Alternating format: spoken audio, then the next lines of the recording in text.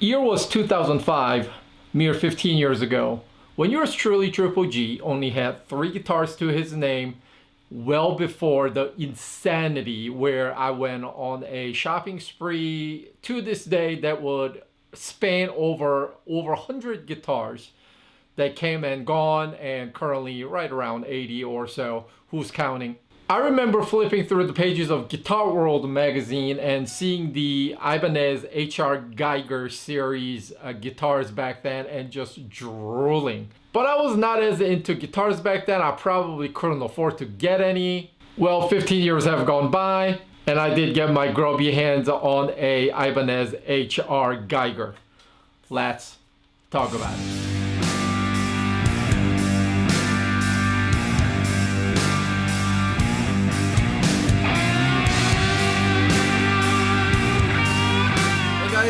This is Gus G, and you're watching Guitar Gear Guy. Thank you for tuning in. Hello everyone, how are you? This is yours truly, Triple G. If you are one of the 5 regular viewers of this channel, welcome back again. If you are new to this channel, however, why don't you click on that subscribe button so that you could have me come see you more often whenever I put these videos out there. As always, this episode is brought to you by and sponsored by absolutely no one else other than yours truly. Everything that I show you on this channel is something that I actually own, something that I paid for, where I don't have to worry about being a corporate shill or some hidden agenda to sell you anything, me owning a store or any of that garbage. Everything is based on stuff that I bought because I like something with my own money. I owe nobody any sort of a favor. From a normal guy, regular next door neighbor, chump type of a perspective, guy who really needs to practice more than buying more gear. If that's your sort of thing and you appreciate that kind of a content, please click subscribe, hit the like button, tell me what you think in the comment section down below. Now, my opinion shared in this particular episode especially is solely based on my opinion with my own experience with this particular guitar that I have, which was acquired used. So if you have one already or you're planning to get one from another source, your mileage may vary. So this guitar was one of the initial collaboration effort between Ibanez and H.R.Giger, famously known for the whole alien thing, way back in 2005. And if I remember correctly, I believe back in 2005 Ibanez did put out another guitar, another model of this, which without the graphic, a model named RGT42DX, something like that. And before we go over what I think about this guitar, let's go over the specs. Unlike some of the other RGs that I own, this one features through neck construction, which by the way, I lifted the specs right off of a Wikipedia page because I can't find the 2005 product catalog. The neck through construction, as you can see, not the usual 4-bolt bolt-on construction. The neck and the meaty part of the guitar is walnut and maple with the mahogany wing. It has 24 jumbo frets with a 25.5 inches scale length, topped with rosewood fretboard. And as you can clearly see on the face of the guitar is adorned with a New York City XIX graphics done by none other than H.R.Giger. And upon close inspection, I think it's just some sort of a photosynthesis finish right on the top of the body, the way they have finished this guitar. In terms of the bridge situation, what we have is Edge Pro 2 trim, and if a bridge has to be floating, I tend to always prefer the Ibanez version of Edge flavor trims versus normal Floyd Roses. The stock configuration of this guitar comes with Ibanez's own Infinity 1 and Infinity 2 pickups. However, the previous owner whom I bought this guitar from had DiMarzio D Activators put in DP213 and DP220 at the bridge, and that was a very welcome change. Now, when you talk about a guitar, one of the most important things to me is the neck profile, because neck is where your hand is basically touching the guitar at all times. It is your interface with the guitar, so it definitely needs some discussion. On the spec sheet, this thing says it has Wizard 2 necks. Now, I always normally prefer the Wizard necks because of the thinner profile, and because I have smaller hands, I always tend to have a struggle with the big, chunky, thick baseball necks. So I always prefer the Wizard thin Ibanez necks.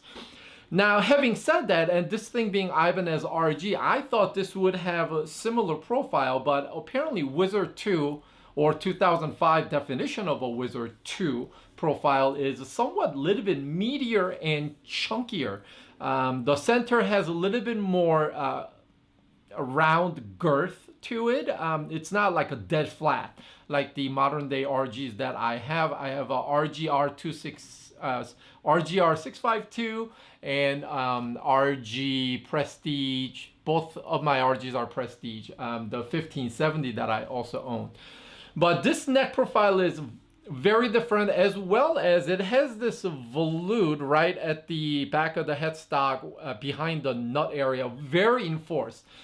I don't remember seeing this volute on my other RGs, so I actually looked at my RGR 652, and it does have a smaller volute, not as pronounced as this here, and that one did not have, maybe it's because it has fixed bridge, obviously didn't have the screws. So this neck, I mean, even though it wasn't the profile that I prefer, I was pleasantly surprised at how nice it felt to play, just going up and down. And also helping the matter is the guitar being a used guitar, played through guitar, well-owned guitar. So it has that broken in feel. So the neck just was a super nice surprise. It just feels really great.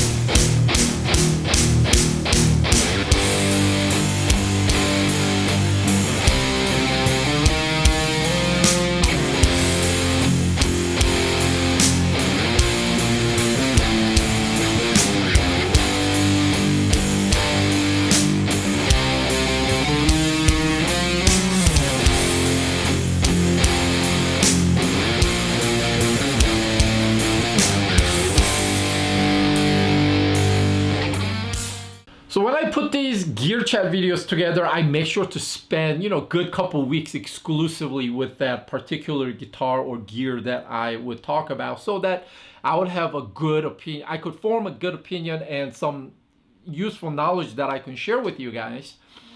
So what I come on here and say isn't necessarily distorted by the reality distortion field inflicted by, you know, something shiny and new to me. So that said, I guess it's because it's a well-loved, well-played guitar by previous owner or previous owners.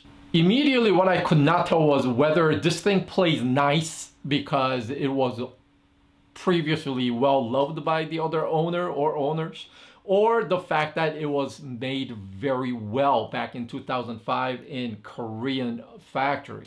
So this guitar model year being 2005 and Korean OEM factory producing the guitars on behalf of Ibanez, that was right around 2005 would have been when Korean factories would really produce great quality guitars at a cost that would make sense to the manufacturers after they were burned by Japanese factories, where they would still have great quality, but the cost to produce guitars in Japan would increase substantially. So a lot of the production moved to Korea, where they could get just about the same quality at much lower price. Now, fast forward to 2020, that has now also shifted. Korea is now the new Japan, where now it's more expensive, and thus you see a lot of production shifting to Indonesia. The fit and finish on this guitar is what you would expect from a Korean factory produced guitar. I mean, nothing wiggles, everything is just perfectly put together. Even the components that were used, they just feel rock solid. And this particular guitar that I have, I mean, the previous owner or previous owners took extremely great care of it, and it's just really, really nice for a used guitar. Now, graphic finish, which is the factor that sets this one apart from the standard model. If you look at it, some may think it doesn't look as high-end as it should be. So a couple years after 2005, Ibanez put out the S series, the one that has the thinner profile, that has 3D etching finish right up at the top, and with the fretboard inlay markers, which would be like a long, like spine, alien spine type of inlay, which just looks deadly. Now, this is not as cool as that. However, it still is very cool in its own right.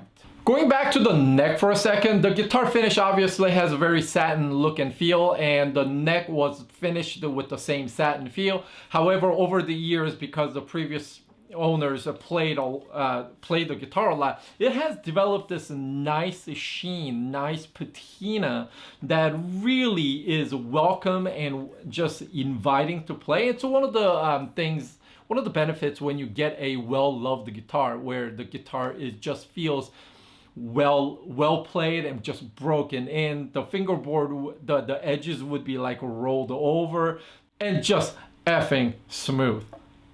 Have I mentioned how nice the neck was? As to how the guitar sounds, don't let my crappy playing fool you otherwise. I obviously can't do it any justice, but the swap of the pickups, I think, was a touch of a Midas.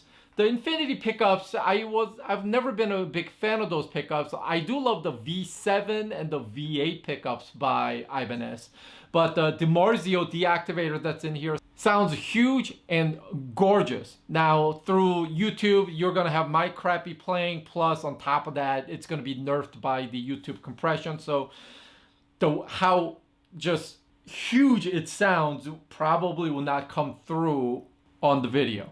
As far as what I don't really care for on this guitar, of course, there isn't a whole lot to unlike about this guitar. Everything, to the component selection, everything is just awesome. Now, so basically I would be nitpicking here, but here's the deal.